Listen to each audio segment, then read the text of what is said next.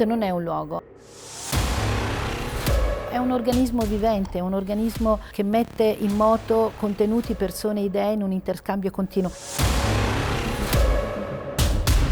Come dico, è il luogo della serendipity, è il luogo dove qualcosa accade sempre.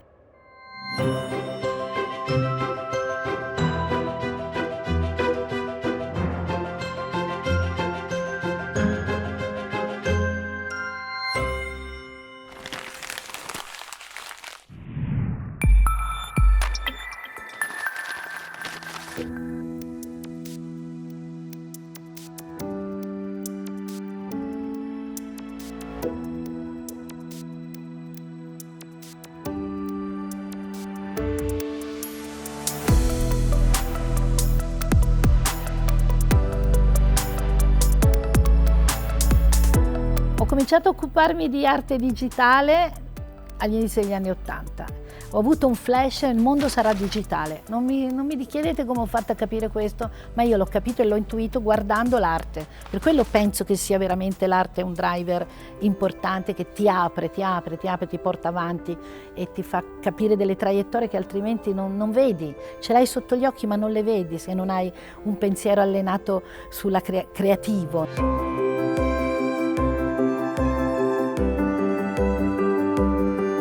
Qualcosa che è maturato dentro di me come forse un sogno latente, non l'ho mai espresso, finché con Fondazione Cariplo si sono allineati i pianeti.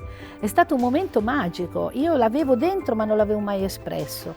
Dall'altra parte c'era un'istituzione filantropica potente che ti diceva cosa possiamo fare. E io ho tirato fuori quest'idea, diamo a tutti un segnale che occuparci di questo tema è fondamentale se vogliamo lavorare meglio, se vogliamo stare bene gli uni con gli altri, se vogliamo essere nel mondo, se vogliamo comunicare col mondo, se vogliamo far crescere delle nuove leve, far crescere i nostri ragazzi e ragazze con uno spirito libero, critico e sintonizzato sul cambiamento.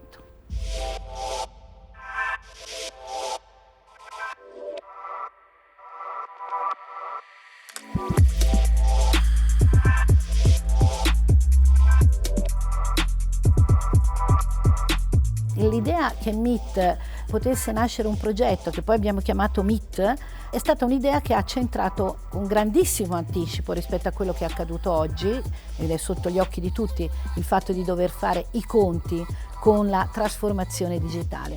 Era quest'idea che bisognasse mettere l'accento non l'aspetto tecnologico ma culturale. Quindi siamo usciti con l'idea di MIT da una visione tecnocentrica per approcciare da un punto di vista culturale. Che vuol dire approccio culturale? Vuol dire che cominciamo a interrogarci confrontandosi con temi quale l'impatto nelle nostre professioni, nel nostro stile di vita delle tecnologie, ma ancora di più su cosa vuol dire essere creativi con le tecnologie digitali. E questo è un perno e un punto importante del progetto MIT.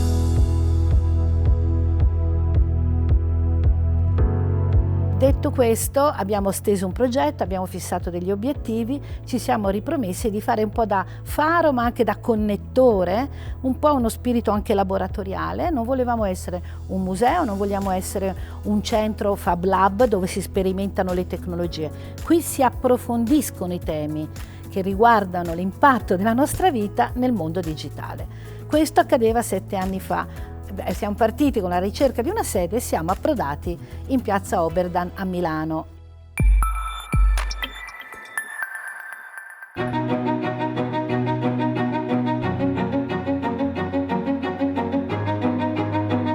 Il palazzo Oberdan era un palazzo già destinato alla cultura. Fondazione Cariplo l'ha acquisito perché era abbandonato da 5 anni.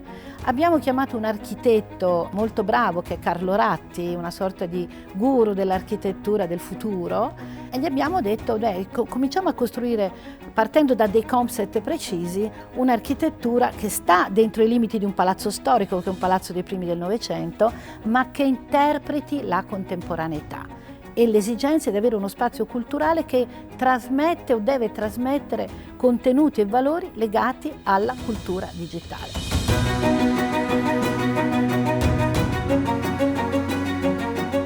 Carlo quindi abbiamo ragionato per esempio sul fatto di unire questi 3 piani attraverso una scala che facesse da perno, una scala a suo modo creativa.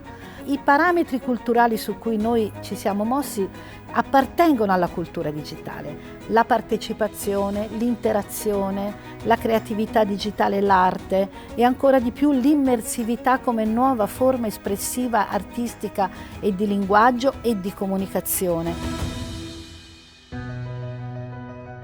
Quindi c'è un luogo come questo a Milano che ti fa entrare dentro una dimensione internazionale. Transitano da qui personaggi da tutto il mondo, artisti, intellettuali, produttori piuttosto che aziende o imprenditori illuminati e tutti entrano in una logica di scambio.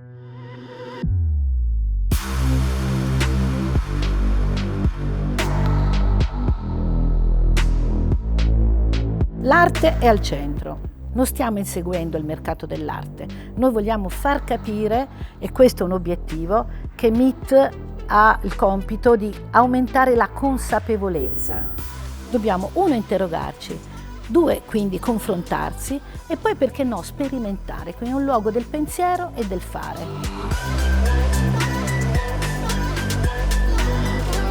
E il fare attraverso workshop, laboratori. Se uno oggi parla di realtà virtuale, tutti parlano, ma quanti hanno veramente sperimentato l'immersività in sistemi di realtà virtuale con occhiali un po' complessi, con dispositivi interattivi? A MIT hai a disposizione il luogo accessibile, ecco, il luogo della accessibilità alla cultura digitale. Questo ci piace tantissimo. Poi è uno spazio, questa è l'idea portante, che non vuole lavorare da solo. Quindi lavora in connessione anche con altre istituzioni. In un caso MIT è un partner del New European Bauhaus, che è un movimento indicato dalla von der Leyen per dire dobbiamo essere green e sostenibili, e il futuro è il futuro dove lo guardiamo.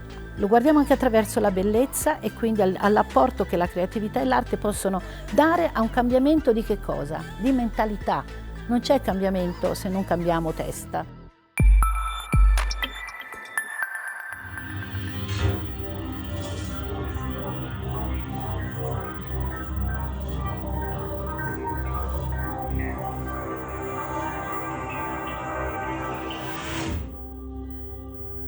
Io sostengo che il digitale oggi è una necessità.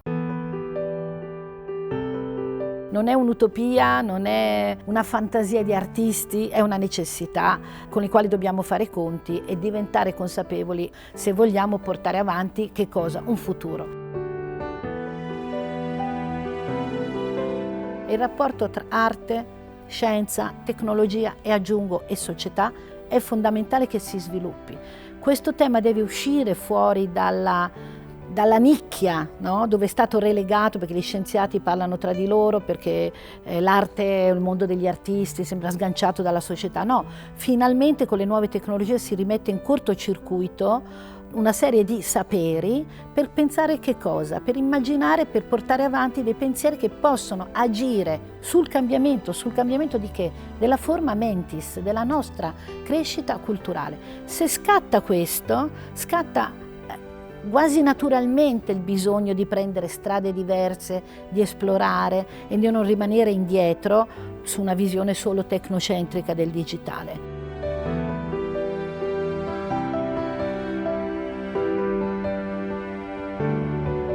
Io amo pensare che le enormi potenzialità che abbiamo oggi a disposizione, che le tecnologie digitali, e intendo non solo la rete che è potente, ma parlo di intelligenza artificiale, parlo di robotica, parlo di smart system, smart city, di quello che sentiamo sempre parlare, non sono slogan, sono dei dati di fatto di trasformazione della nostra vita. Ecco, se entriamo e capiamo la potenzialità di strumenti che abbiamo in mano e li gestiamo, noi veramente potremo lavorare, come dire, digital for good, il digitale per il benessere, che era un pensiero per cui è nato MIT con Fondazione Cariplo.